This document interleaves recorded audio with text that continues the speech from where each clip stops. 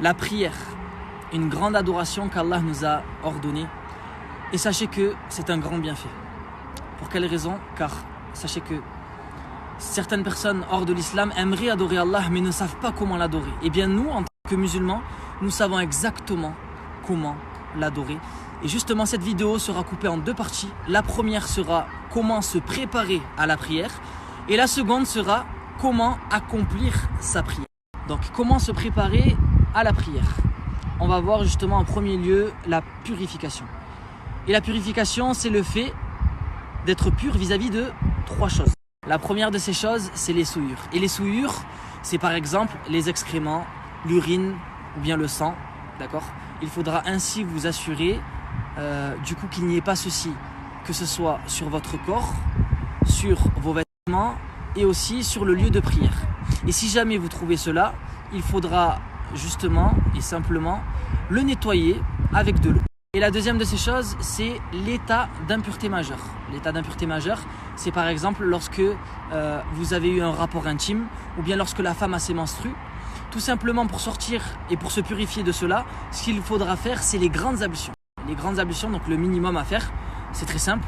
Vous prenez une douche et vous devez vous assurer que l'eau touche toutes les parties de votre corps. Troisième de ces choses, l'état d'impureté mineure. Donc c'est quoi? Par exemple lorsque vous avez dormi, lorsque vous avez fait vos besoins ou bien lorsque vous avez eu un gaz, il sera nécessaire de faire les ablutions, d'accord? Et donc les ablutions, c'est le fait de nettoyer, donc de laver son visage, d'accord? Vous lavez votre visage. Pour ceux qui ont la barbe, vous passez sur la barbe. Et pour ceux qui ont une barbe fine, où se trouvent par exemple des trous, il faudra passer dedans, de sorte à ce que l'eau atteigne la peau. Ensuite, ce que vous faites, c'est que vous allez nettoyer les mains jusqu'au coude, ok? Donc les mains jusqu'au coude. Et ensuite, vous allez essuyer votre tête. Puis vous allez finir par les pieds jusqu'aux chevilles. Donc là, ce qu'on a fait, alhamdulillah, c'est suffisant. Maintenant, ce que je vais faire, Inch'Allah, c'est que avec l'eau, je vais vous montrer, je vais faire les ablutions en incluant des traditions prophétiques. Ce qu'on va faire, Inch'Allah, c'est qu'on va rajouter certains actes. Et les actes qu'on a fait juste auparavant, eh bien, on les fera 3 fois, Inch'Allah, mis à part donc l'essuyage de tête qu'on fera seulement une seule fois. On commence, Inch'Allah. Je dis Bismillah et je prends l'eau, du coup, d'accord, je la verse dans ma main pour ne pas la plonger justement peut-être sale dans le récipient. Et on les lave à 3 reprises. Maintenant, on va laver la bouche, d'accord, 3 fois, Inch'Allah.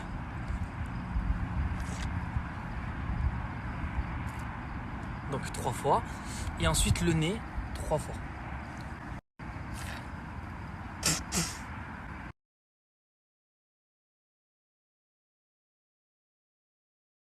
Donc là, maintenant, Inch'Allah, on va faire les mains jusqu'au coude.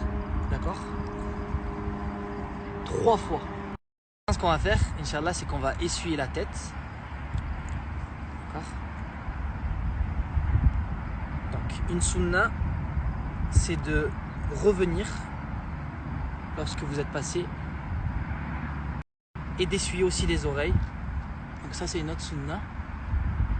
Pour finir, on va laver les pieds, d'accord, jusqu'aux chevilles, c'est très important. Et on va passer justement entre les orteils. Donc là, alhamdulillah, on a fini les ablutions. Il y a des invocations à dire après avoir fini les ablutions. Je vais vous en rapporter une seule, Inch'Allah. Ashhadu an la ilaha illallah wahdahu la sharika lah wa ashhadu anna Muhammadan abduhu wa rasuluhu. Vous savez c'est quoi ça? Peut-être pas. Ceci est la quantité que le prophète Mohammed sallallahu alayhi wa sallam utilisait pour faire ses ablutions. Toujours actuellement en préparation de notre prière. Ce qu'on va faire, ce qu'on va s'assurer maintenant, Inch'Allah, c'est que notre nudité soit recouverte pour la prière. D'accord? Donc, concernant les hommes, il faudra s'assurer que la partie entre le nombril et le genou soit recouverte. Et ce qu'on peut comprendre de certains textes, qu'il faut aussi recouvrir les épaules. Concernant les femmes, Inch'Allah, il faudra couvrir tout le corps, excepté les mains et le visage. Écoutez bien, c'est la dernière chose pour préparer notre prière.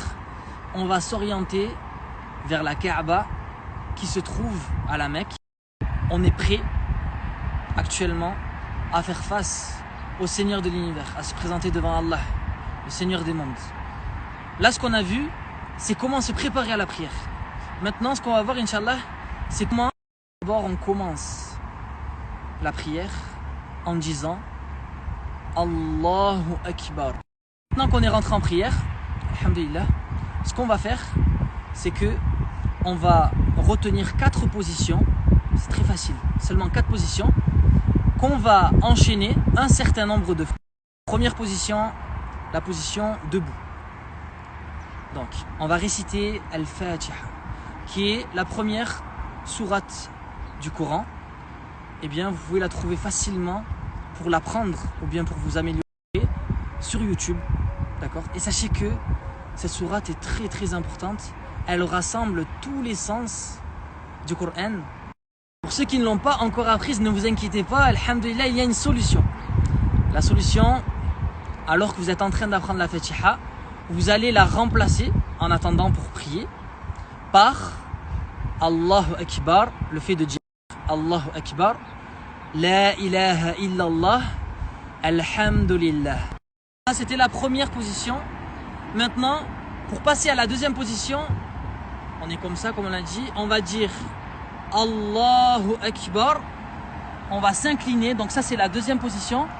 Et ce qu'on va dire, c'est Subhana Rabbi al-Azim.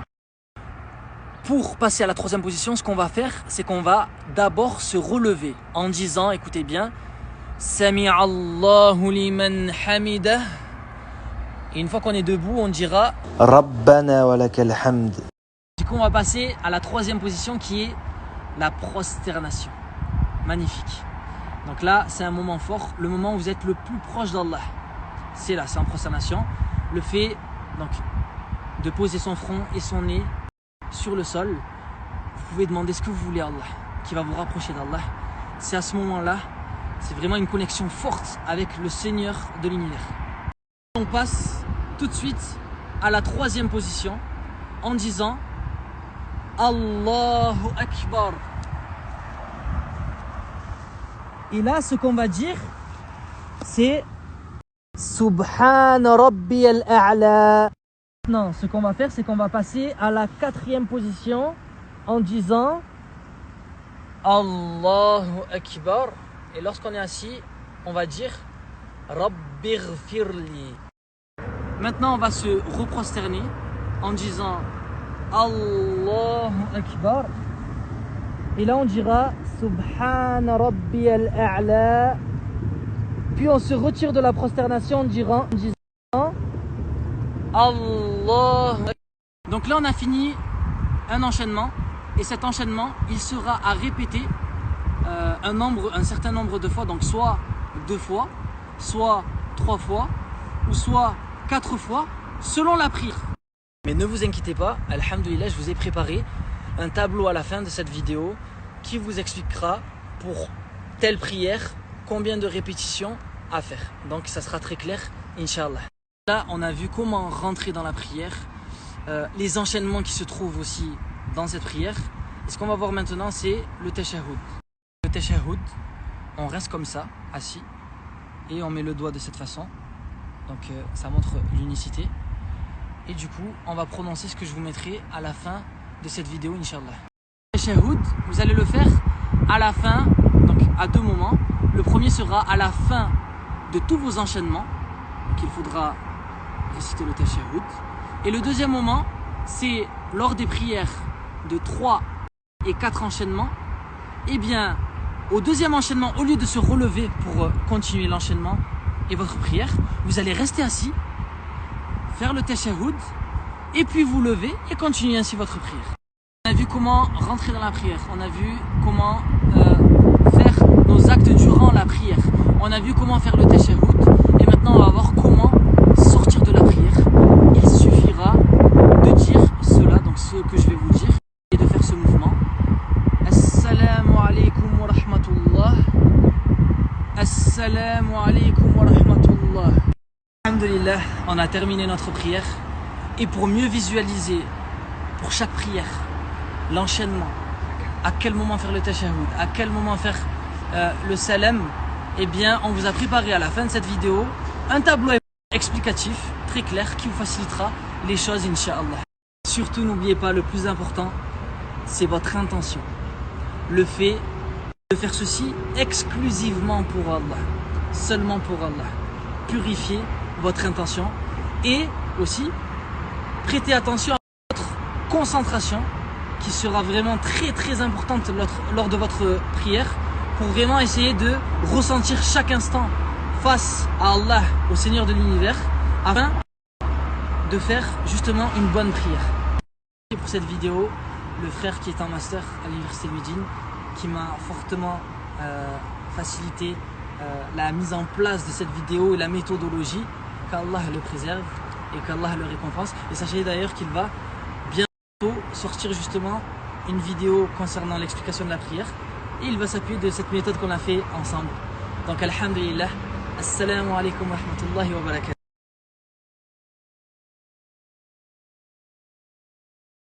Bismillahir Rahmanir Rahim.